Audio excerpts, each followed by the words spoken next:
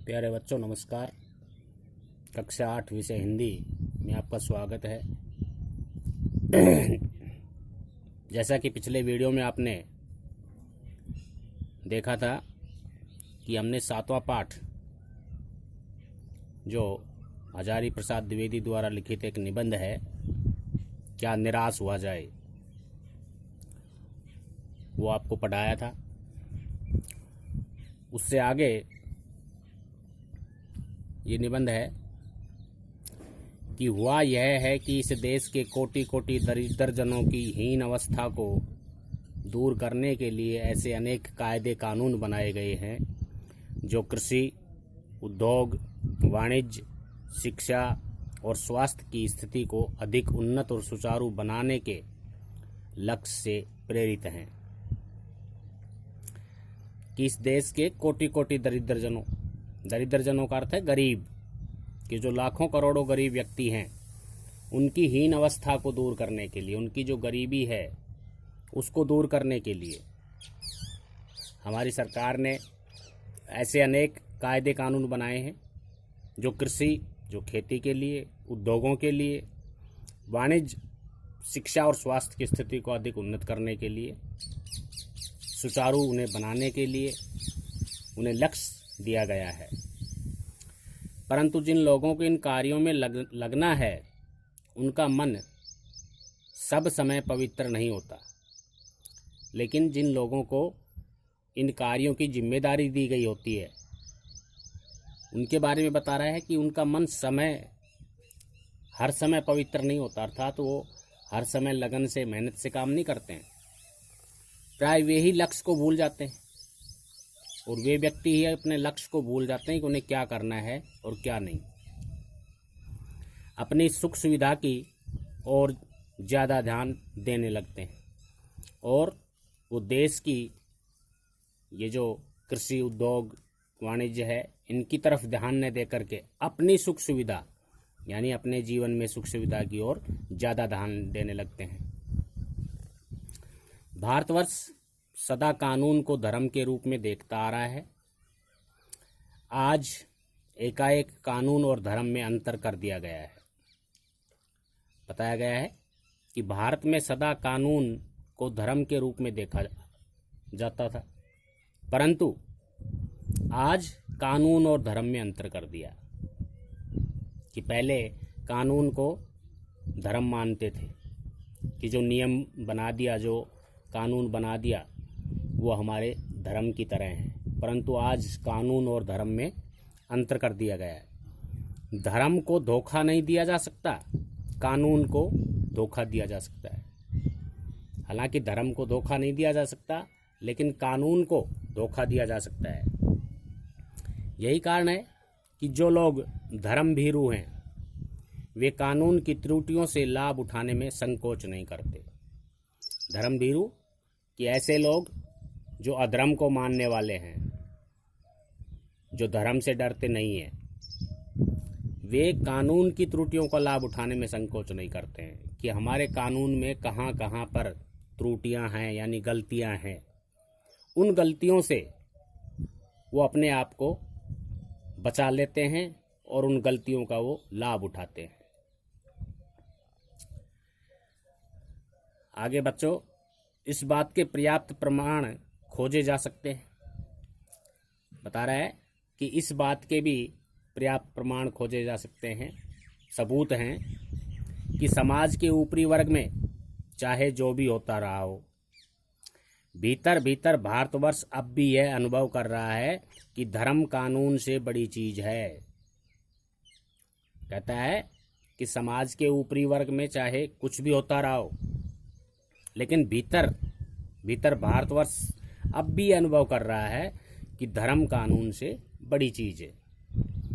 अब भी सेवा, ईमानदारी, सच्चाई और आध्यात्मिक के मूल्य बने हुए हैं और अब भी सेवा के लिए, ईमानदारी के लिए, सच्चाई के लिए और देश की आध्यात्मिक सेवा के लिए जो मूल्य बने हुए हैं वे दब अवश्य गए हैं, लेकिन नष्ट नहीं हुए हैं।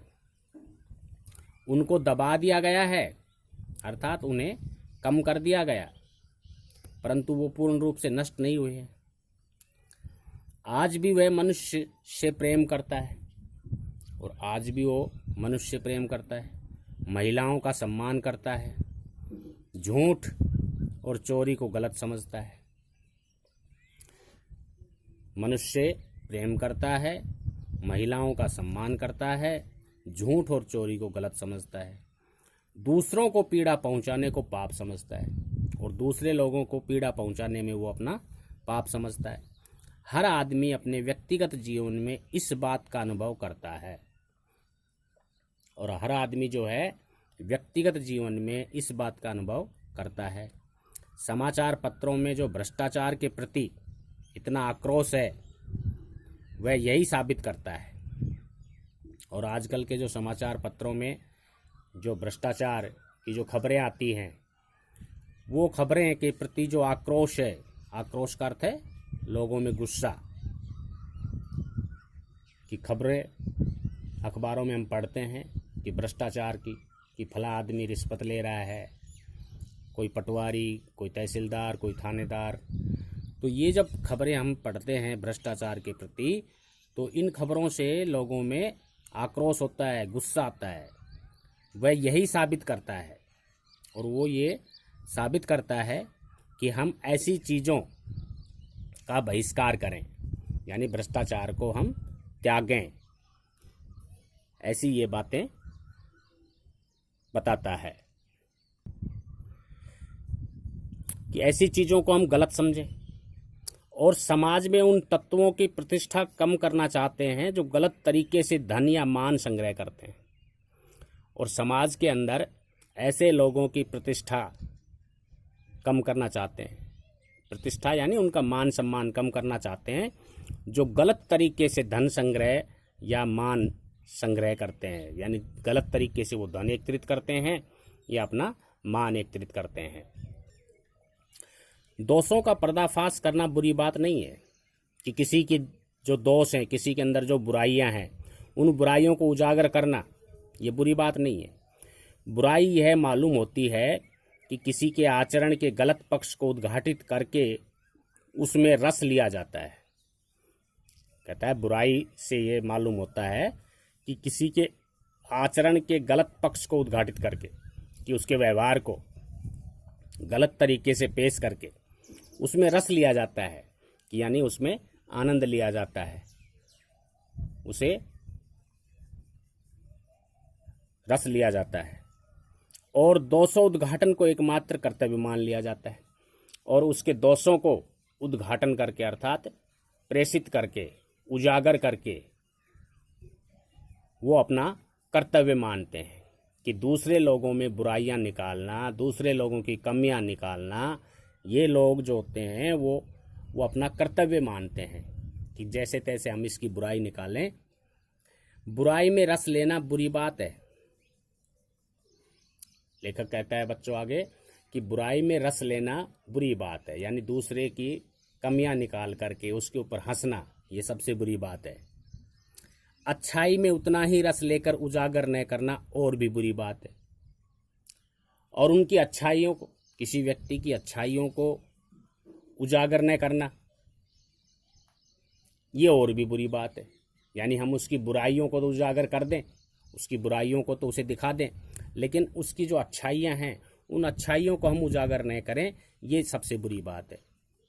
सैकड़ों घटनाएं ऐसी घटती हैं जिन्हें उजागर करने से लोक चित्त में अच्छाई के प्रति अच्छी भावना जागती है। कि सैकड़ों ऐसी घटनाएं होती हैं जिन्हें उजागर करने से, यानी जिनका प्रचार प्रसार करने से, जिन्हें फैलाने से लोक चित्त में यानी संसार की भलाई में अच्छाई के प्रति अच्छी भावना जागती है, कि लोक हित के अंदर अच्छाई के प्रति फिर अच्छी भावना जागती है। अब यहाँ पे एक लेखक एक किस्सा बता रहा है आपको, कि एक बार रेलवे स्टेशन पर टिकट लेते हुए गलती से मैंने 10 के बजाय 100 रुपये का नोट दिया, और जब मैं जल्दी जल्दी गाड़ी में आकर बैठ गया, थोड़ी देर में टिकट बाबू उन दिनों के सेकंड क्लास के डिब्बे में हर आदमी का चेहरा पहचानता हुआ उपस्थित हुआ। लेखक यहाँ अपनी घटना बता रहा है कि एक बार रेलवे स्टेशन पर टिकट लेते हुए गलती से मैंने 10 के बजाय 100 रुपये का नोट दे दिया और टिकट लेकर के जल्दी जल्दी में गाड़ी में आके बैठ गया।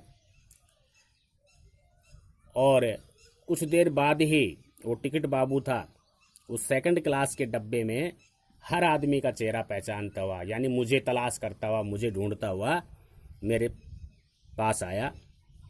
उसने मुझे पहचान लिया और बड़ी विनम्रता के साथ मेरे हाथ में 90 रुपये रख दिए और बोला, यह बहुत गलती हो गई थी, आपने भी नहीं देखा, मैंने भी नहीं देखा।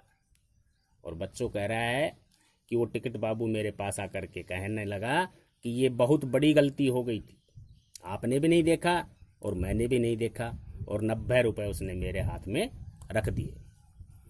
उसके चेहरे पर विचित्र संतोष की गरिमा थी और जब उसने 90 रुपये मेरे हाथ पर रखे तो उसके चेहरे पर विचित्र संतोष की गरिमा थी, यानी एक शांति की छवि थी। विचित्र संतोष का अर्थ है कि एक शांति की छवि थी कि हाँ, मैंने ये काम सही कर दिया।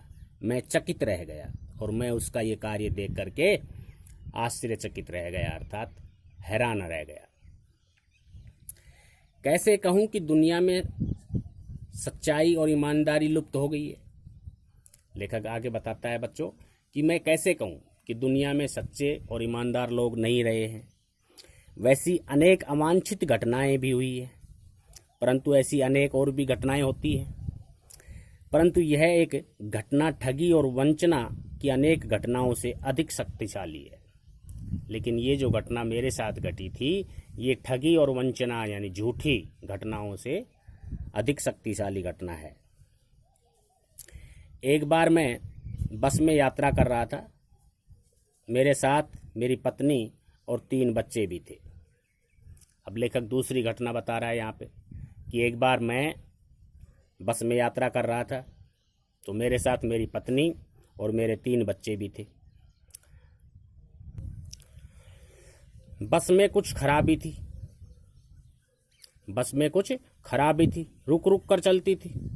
गंतव्य से कोई 8 किलोमीटर पहले ही एक निर्जन सुनसान स्थान में बस ने जवाब दे दिया।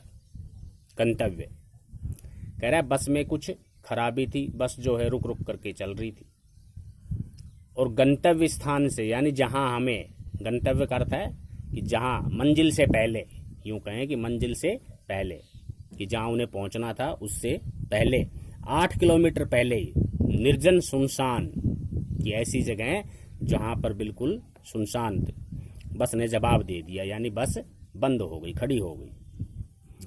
रात के कोई 10 बजे होंगे और समय था रात्रि के 10 बजे। बस में यात्री घबरा गए।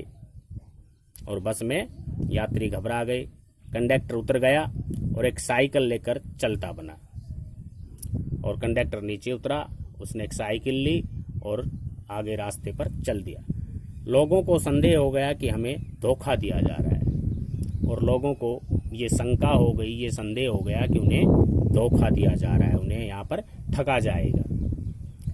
तो बच्चों, आगे का ये जो निबंध है ये हम आपको अगले वीडियो में बताएंगे। आज के वीडियो में इतना ही। धन्यवाद।